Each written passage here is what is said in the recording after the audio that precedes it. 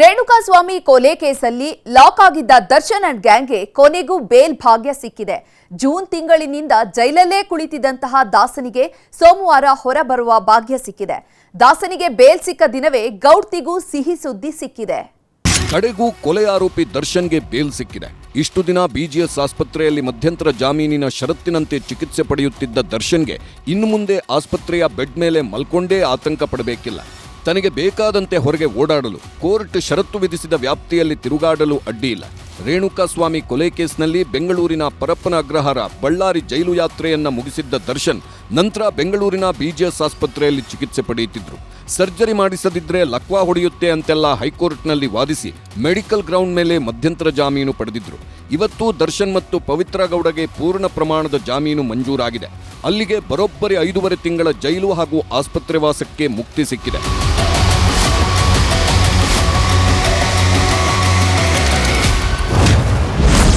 Parappana Agrahara ಜೈಲಿನಲ್ಲಿರುವ A1 Pavithra Gowda, ಬೆನ್ನು ನೋವಿನ ಆಪರೇಷನ್ಗಾಗಿ BGS ಆಸ್ಪತ್ರೆ ಸೇರಿರುವ A2 Darshan, Shivamogga ಜೈಲಿನಲ್ಲಿರುವ A12 Lakshman, Kalaburagi ಜೈಲಿನಲ್ಲಿರುವ A11 Nagaraj, Parappana ಅಗ್ರಹಾರದಲ್ಲಿರುವ A7 Anukumar, A14 Pradosh ಹಾಗೆ ಶಿವಮೊಗ್ಗ ಜೈಲಿನಲ್ಲಿರುವ A6 ಜಗದೀಶ್ಗೂ ಇದೀಗ ಜಾಮೀನು ಸಿಕ್ಕಿದೆ.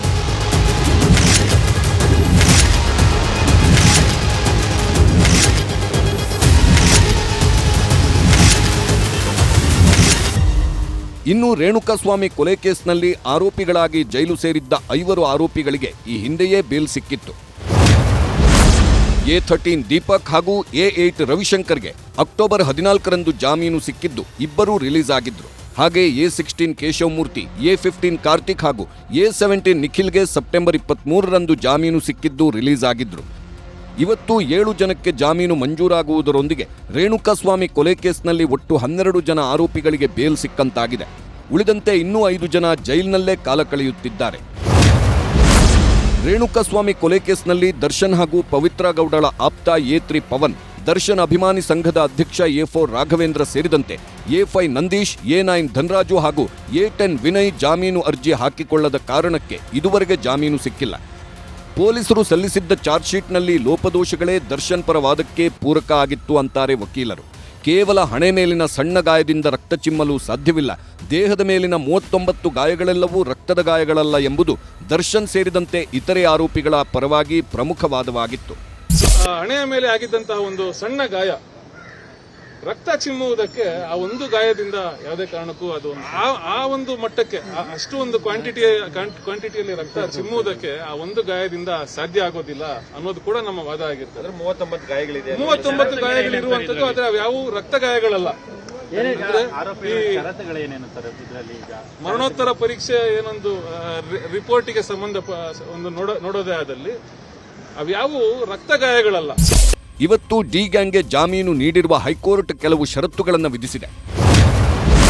2 ಶ್ಯೂರಿಟಿಗಳನ್ನು ಕೊಡಬೇಕು, ಸಾಕ್ಷಿಗಳಿಗೆ ಬೆದರಿಕೆ ಹಾಕಬಾರದು, ಕೋರ್ಟ್ ವ್ಯಾಪ್ತಿ ಬಿಟ್ಟು ಹೋಗಬಾರದು, ಸಾಕ್ಷಿ ನಾಶಕ್ಕೆ ಪ್ರಯತ್ನಿಸಬಾರದು, ಸಾಕ್ಷಿಗಳಿಗೆ ಬೆದರಿಕೆ ಹಾಕಬಾರದೆಂಬ ಕಂಡೀಷನ್ಸ್ ಹಾಕಲಾಗಿದೆ. ರೆಗ್ಯುಲರ್ ಬೇಲ್ ಜೊತೆಗೆ ಅವರು ಶ್ಯೂರಿಟಿಗಳನ್ನ ಕೊಡಬೇಕಾಗತ್ತೆ, ಮತ್ತೆ ನ್ಯಾಯಾಲಯದ ಪರಿಮಿತಿ ಬಿಟ್ಟು ಹೋಗೋಂಗಿಲ್ಲ. ಆಮೇಲೆ ಈ ಪ್ರಕರಣದಲ್ಲಿ ಯಾವುದೇ ಸಾಕ್ಷಿಗಳನ್ನ ನಾಶಪಡಿಸಂಗಿಲ್ಲ ಅನ್ನೋಂಥ ಷರತ್ತುಗಳನ್ನ ವಿಧಿಸಿದೆ.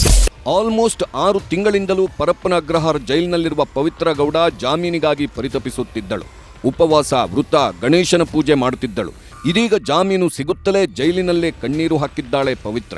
ಬೇಲ್ ಸಿಕ್ಕ ಬಳಿಕ ಲವಲವಿಕೆಯಿಂದ ಜೈಲಿನಲ್ಲೇ ಓಡಾಡುತ್ತಿದ್ದಳಂತೆ.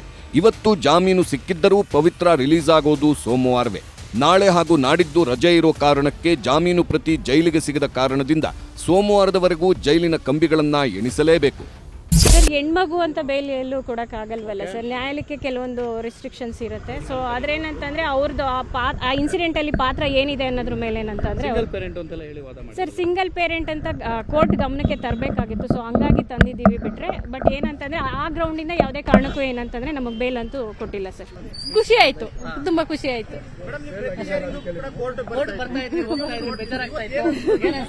ಖುಷಿ ಆಯ್ತು, ಬಂದಿದ್ದಕ್ಕೂ ಖುಷಿ ಆಯ್ತು.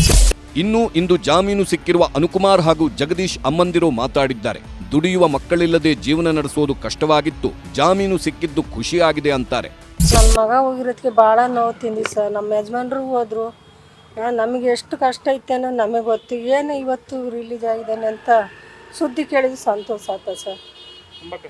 ತುಂಬ ಕಷ್ಟ ಅಂದ್ರೆ ಹೇಳ್ಬಾರ್ದು ಸರ್. ನಮ್ಮದು ಹಿಂಗೆ ಸಿಗಾಕೊಂಡು ಇದಾಗಿದೆ, ಏನು ಮಾಡೋಕ್ಕೂ ನೀವೇ ಪರಿಹಾರ ಕೊಟ್ಟು ಬಿಡಿಸ್ಕೊಡ್ಬೇಕು ಅಷ್ಟೇ. ಖುಷಿ ಆಕತ್ತೆ.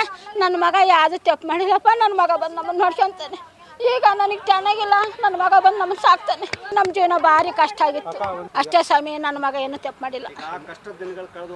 ಕಷ್ಟ ದಿನ ಕಳೆದು ಇನ್ಮೇಲೆ ನನ್ನ ಮಗ ಬಂದ ನನ್ನ ಸಾಕ್ತಾನೆ. ವಾರು ನಮಗೇನು ತಂದು ಕೊಟ್ಟಿಲ್ಲ. ನಮ್ಮ ಜೀವನ ಈಗ ನೋಡಿ ನಾನು ಮಾಡ್ತೀನಿ. ನನಗೆ ಚೆನ್ನಾಗಿಲ್ಲ, ನನ್ನ ಮಗ ಬಂದರೆ ಸಂತೋಷಕ್ಕೆ ನನಗೆ ಆಗ್ತದೆ. ಆದರೆ ಮಗನನ್ನ ಕೊಂದವರಿಗೆ ಜಾಮೀನು ಸಿಕ್ಕಿರುವ ಬಗ್ಗೆ ರೇಣುಕಾಸ್ವಾಮಿ ತಂದೆ ಕಾಶಿನಾಥಯ್ಯ ಅಸಮಾಧಾನ ಹೊರಹಾಕಿದ್ದಾರೆ. ನ್ಯಾಯಾಂಗದ ಮೇಲೆ ನಂಬಿಕೆ ಇದೆ, ನ್ಯಾಯ ಸಿಗುತ್ತೆ ಅಂದ್ರು. ದರ್ಶನ್ ಈಗ ನಮ್ಮ ಮನೆಗೆ ಬರೋದು ಬೇಡ ಅಂದಿದ್ದಾರೆ. ನ್ಯಾಯಾಲಯದ ಬಗ್ಗೆ ಮತ್ತು ನಮಗೆ ಪೂರ್ಣವಾದ ನಂಬಿಕೆ ಇದೆ. ತಾತ್ಕಾಲಿಕವಾಗಿ ನಮಗೆ ಅವ್ರಿಗೆ ಏನಾದರೂ ಬೇಲ್ ಆಗಿರ್ಬೋದು, ಆದರೆ ಅಂತಿಮವಾಗಿ ಯಾರು ತಪ್ಪಿಸ್ತಿದ್ದಾರೆ ಅವ್ರಿಗೆ ಶಿಕ್ಷೆ ಆಗುತ್ತೆ ಅಂತ ಪೂರ್ಣ ನಂಬಿಕೆ ಇದೆ. ನ್ಯಾಯಾಲಯದ ಮೇಲೆ ನಮಗೆ ನಂಬಿಕೆ ಇದೆ. ನಮಗೆ ಕೊನೆ ಇನ್ನೂ ಎನ್ಕ್ವೈರಿ ಅವೇನು ಆಗ್ತಾವಲ್ಲ, ಆ ಟೈಮ್ನಲ್ಲಿ ನಮಗೆ ನ್ಯಾಯ ಸಿಗುತ್ತೆ ಅಂತ ಪೂರ್ಣ ನಂಬಿಕೆ ಇದೆ. ನಾವು ಅದನ್ನು ಯೋಚನೆ ಮಾಡಿಲ್ಲ, ಯೋಚನೆ ಮಾಡಿ ಮುಂದೆ ಹೇಳ್ತೀವಿ. ನಾವು ಅದನ್ನು ಇಲ್ಲಿವರೆಗೂ ಅದ್ರ ಬಗ್ಗೆ ಯಾವುದೂ ನಾವು ಇದು ಮಾಡೋಕ್ಕೆ ಹೋಗಿಲ್ಲ. ನಮಗೆ ಮಾತಾಡೋಂಥದ್ದು ಏನೂ ಇಲ್ಲ. ಯಾಕಂದರೆ ನಾವು ಮಗನ ಕಳ್ಕೊಂಡು ಇದರಲ್ಲಿ ಇದ್ದೀವಿ.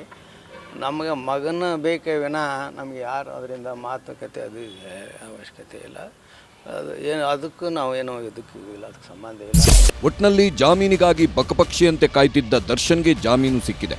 ದಾಸನ ಜೊತೆಗೆ ಗೌಡ್ತಿಗೂ ಬೇಲ್ ಸಿಕ್ಕಿದ್ದು ಡಬಲ್ ಧಮಾಕ ಆದಂತಾಗಿದೆ. Bureau report, news 18.